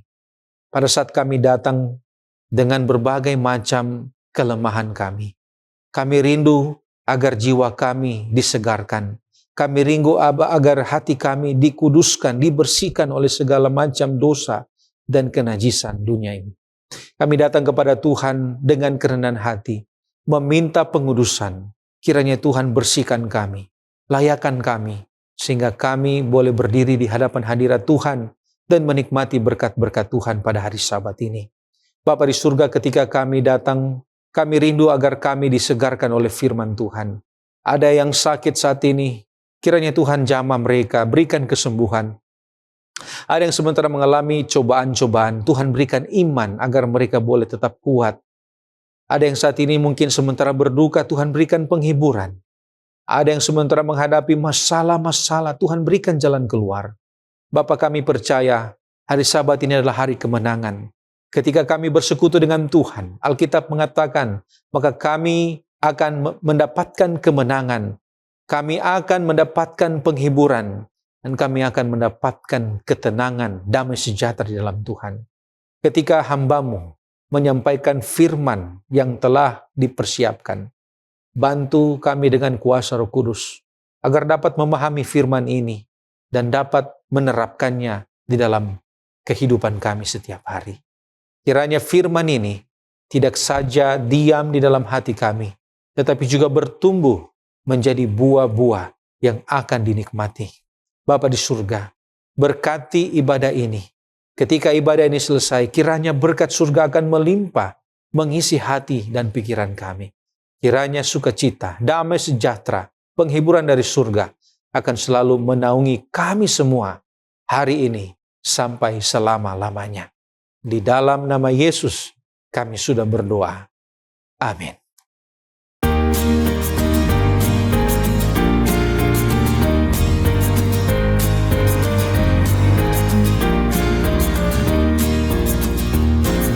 Berilah padaku Alkitab yang suci, yang menyegarkan segenap jiwaku dan menyatakan Yesus sudah mati untuk tebus dan selamatkan aku.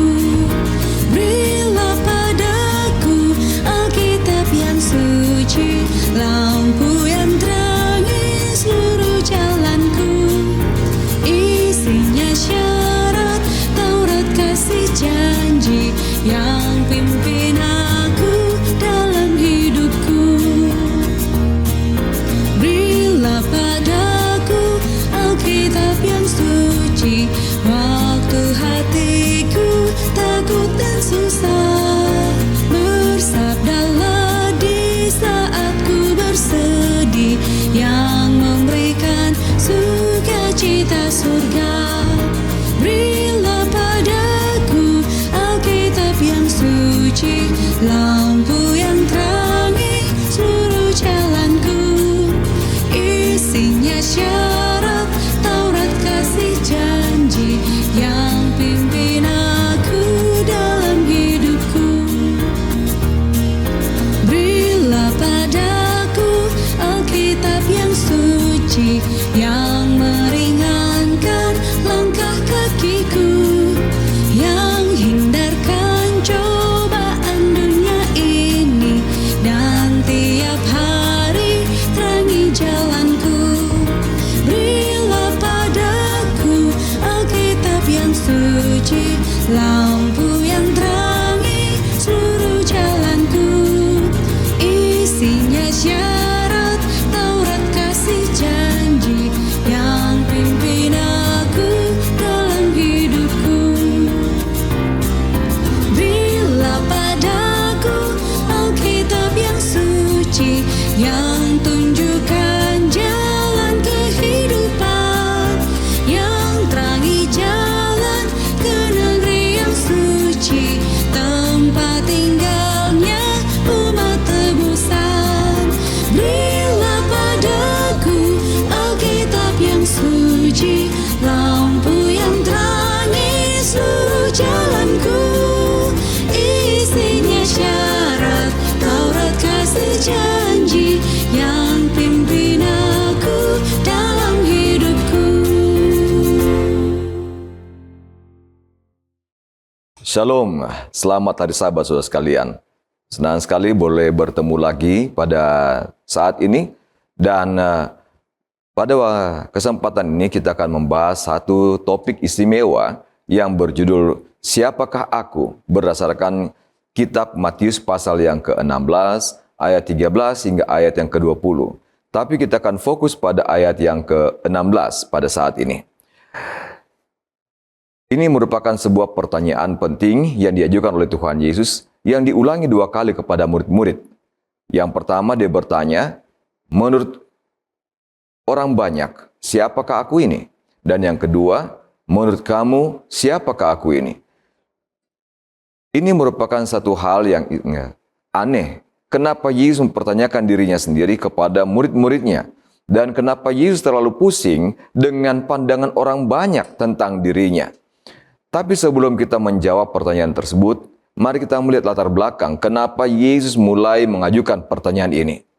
Di dalam kitab Matius pasal yang ke-12 ayat yang ke-22 hingga 24 disebutkan bahwa Yesus pernah melakukan mujizat penyembuhan dan dituduh sebagai bagian dari Beelzebul atau pelaku praktisi sihir. Yang kedua, dalam Matius pasal 12 ayat 38 sampai 39, Yesus juga dimintai tanda tentang otoritasnya datang dari mana. Apakah dari sorga atau dari roh-roh jahat? Yang ketiga, ketika Yesus berada di Nazaret, Yesus bahkan ditolak saat dia mengklaim bahwa dirinya lah penggenapan nas dalam kitab Yesaya.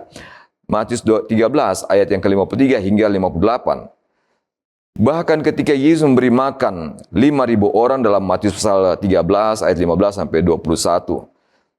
Murid-murid bahkan tidak mengenal betapa dahsyatnya kuasa Yesus di dalam melakukan mujizat. Itu sebabnya Yesus harus memerintahkan mereka untuk mendahului dia menyeberangi danau Galilea. Dan di tengah danau, Yesus sendiri berjalan di atas air, menyelamatkan mereka dari badai yang begitu dahsyat dan besar. Semua kemampuan dan pengalaman murid-murid telah dikerahkan, tapi mereka tidak bisa selamat. Namun gantinya memandang Yesus sebagai Tuhan, mereka bahkan menganggap Yesus hantu. Matius pasal 15 ayat 32 sampai 39 mencatat bahwa Yesus memberi makan 4.000 orang dari 7 ketul roti. Sesuatu yang sederhana tapi luar biasa di dalam dampaknya. Yesus bisa memenuhi kebutuhan keperluan mereka. Tapi ketika tiba di pasal yang ke-16, masih saja muncul pertanyaan mengenai tanda yang dimiliki oleh Yesus. Apakah dia datang dari Allah atau datang dari manusia? Itu sebabnya Yesus mengajukan pertanyaan ini. Dalam pertanyaan pertama, mengenai pandangan orang banyak. Siapakah Yesus? Dan respons dari murid-murid menduplikasi jawaban yang muncul di kalangan masyarakat umum. Adalah Yesus salah satu dari nabi-nabi, Yesus adalah Elia, Yesus adalah Yohanes Pembaptis yang pernah ada dan sekarang ada lagi. Mereka tidak memiliki kepastian di dalam pengalaman perjalanan mereka bersama dengan Tuhan Yesus. Siapakah Yesus itu sendiri? Lalu Yesus kemudian mengajukan pertanyaan yang kedua, menurut kamu siapakah aku ini? Lalu datanglah jawaban dari Petrus yang mengatakan bahwa engkau adalah Mesias, Anak Allah yang hidup. Sebuah paradoks yang muncul dari pandangan orang banyak dan pandangan pribadi dari Petrus. Orang banyak menganggap Yesus hanya manusia biasa, hanya sebanding dengan para nabi-nabi sebelumnya. Tapi Petrus mendapatkan sebuah jawaban yang istimewa, bahwa Yesus adalah Mesias, Anak Allah yang hidup. Ada apa dengan jawaban ini? Saudara-saudara yang dikasihi oleh Tuhan Yesus Kristus, Yesus bukannya tidak tahu siapa dirinya, tapi Yesus berusaha untuk memberikan sebuah kepastian kepada murid-muridnya ketika dia akan berpisah dari mereka, ketika tiba waktunya mereka harus berjalan sendiri dan tidak lagi bersama dengan Yesus. Yesus mengenal dirinya sendiri sebagai anak Allah, sebagaimana diungkapkan dalam kitab Yohanes pasal yang ke-9 ayat 35 sampai ayat yang ke-37. Matius pasal 27 ayat 41 sampai 43. Begitu pula Yesus ini menerima peneguhan begitu banyak dari kesaksian orang-orang lain dalam Matius pasal 16 ayat 15 sampai 17, Yohanes pasal 11 ayat yang ke-27 mengenai kuasa adikodrati yang dimilikinya. Dan dalam kesaksian-kesaksian mengenai fakta tentang Kristus sebagai anak Allah datang dari berbagai sumber. tercatat dalam Roma pasal 11 ayat yang keempat, Yohanes pasal yang ke-19 ayat yang ke-7, Yohanes pasal 20 ayat yang ke-30 dan 32, dan 2 Korintus 1 ayat yang ke-11. Jadi dalam hal ini tidak ada keraguan dalam diri Yesus tentang siapa dirinya, melainkan dia menginginkan agar murid-murid mendapatkan sebuah jaminan kepastian tentang kehidupan mereka, tentang pelayanan mereka, tentang masa depan mereka berjalan bersama dengan Yesus. Seberapa penting pertanyaan ini? Yang pertama, keberhasilan dari pekerjaan Tuhan di dalam dan melalui murid-murid bergantung pada kepastian status Yesus Kristus bagi diri mereka sendiri. Yang kedua, kekuatan murid-murid dalam menghadapi begitu banyak tantangan, badai, penolakan, dan penganiayaan setelah ditinggalkan oleh Tuhan Yesus ke surga. Ini bergantung pada keyakinan mereka mengenai kapasitas dan otoritas yang dimiliki oleh Yesus Kristus. Yang ketiga, jaminan keselamatan murid-murid ini bergantung pada pengenalan dan pengalaman pribadi mereka terhadap ketuhanan Yesus Kristus sendiri. Itu sebabnya dia harus memberikan pertanyaan tersebut. Dan jawaban Petrus menjadi sangat penting oleh karena pada jawaban ini bergantung misi, visi, status, dan otoritas yang dimiliki Yesus Kristus untuk menopang mereka menjalani kehidupan pelayanan mereka di muka bumi. Lalu apakah status Yesus di dalam jawaban ini? Yesus adalah anak Allah. Berdasarkan Yohanes pasal 3 ayat 16. Anak Allah diberikan oleh Allah menjadi kasih karunia untuk menyelamatkan semua orang. Dengan kata lain, bahwa ketika mereka mengenal status Yesus sebagai anak Allah, maka pemikiran mereka harus difokuskan pada misi kedatangan Tuhan Yesus ke muka bumi, yaitu menyelamatkan semua orang. Bagaimanapun keadaan mereka, besar dan kecil, status tinggi ataupun rendah, ketika mereka percaya kepada Yesus Kristus, maka keselamatan menjadi bagian mereka. Dan ini merupakan fokus utama yang harus dibawakan oleh murid-murid tentang Yesus kepada seluruh dunia.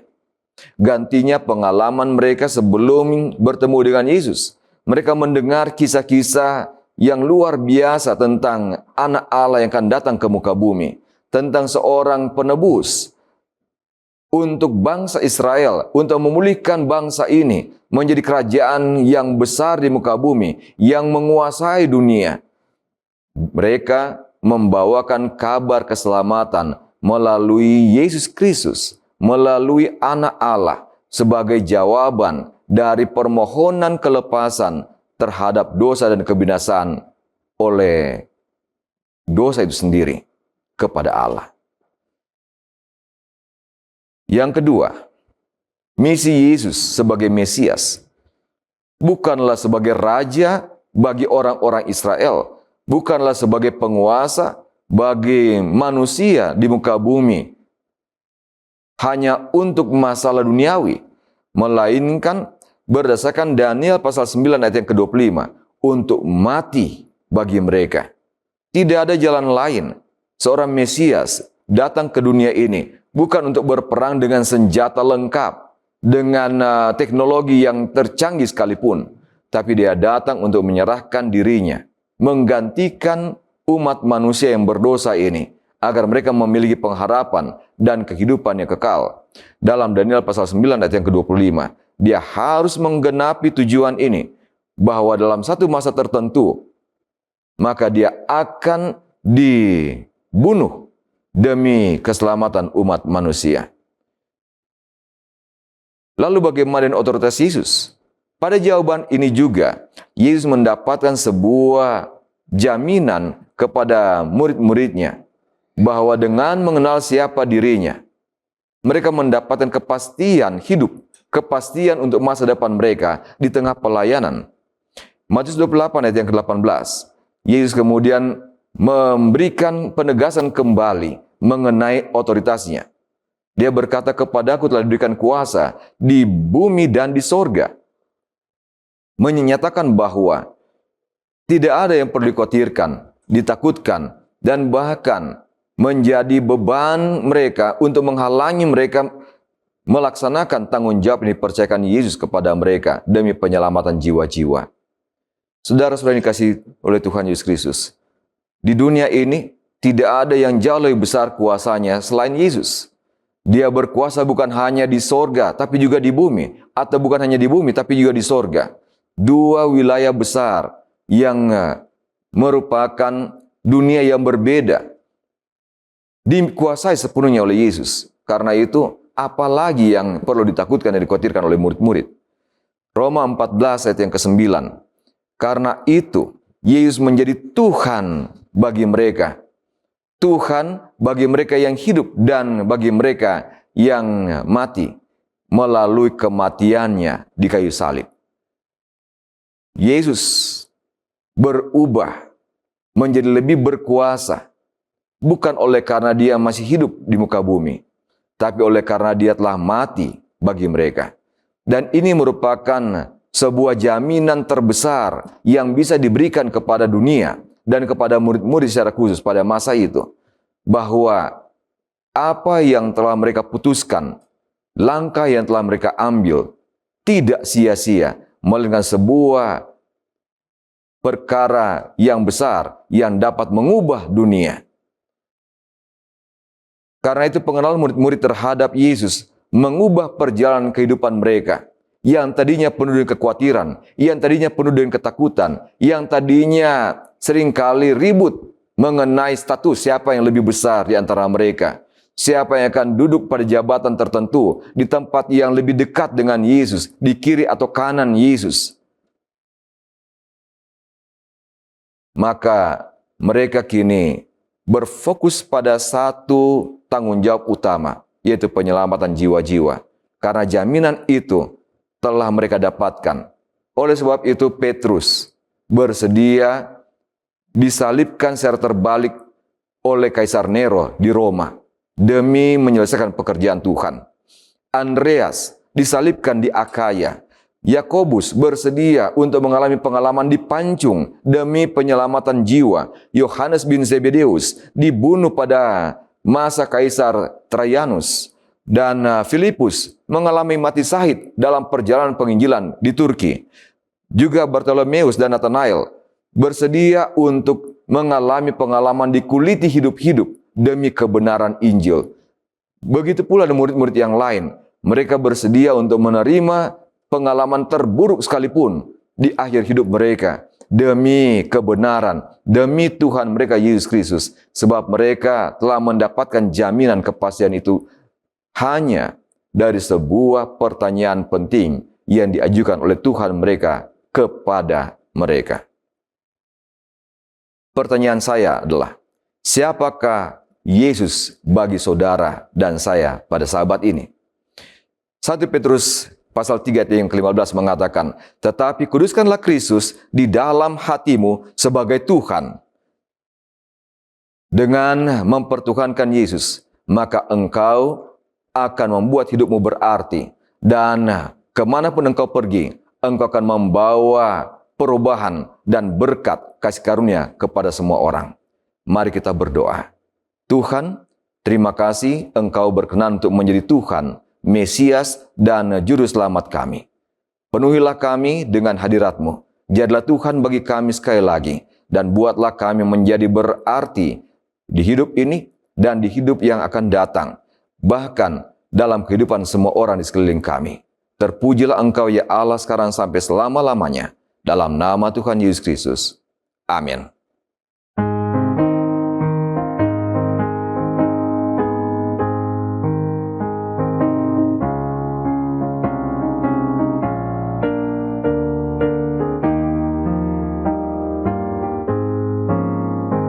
Di seberang di negeri perjanjian Tuhan, ada kota suci Tuhan sediakan.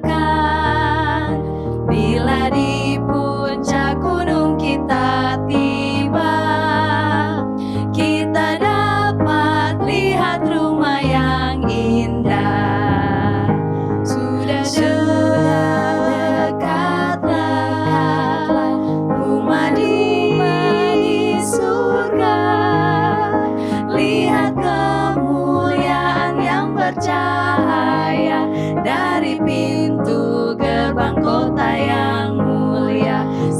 segera kita akan tiba di sana. Dengan malaikat nyanyi sudah dekatlah rumah di surga. Orang-orang yang kelak masuk kota mulia, yang pelihara hukum dan iman Yesus. Di sana kita menyanyi selamanya, dalam kasih memuji nama Allah. Sudah dekatlah rumah di surga. Lihat kemuliaan yang bercahaya dari pintu gerbang kota yang mulia. Segera kita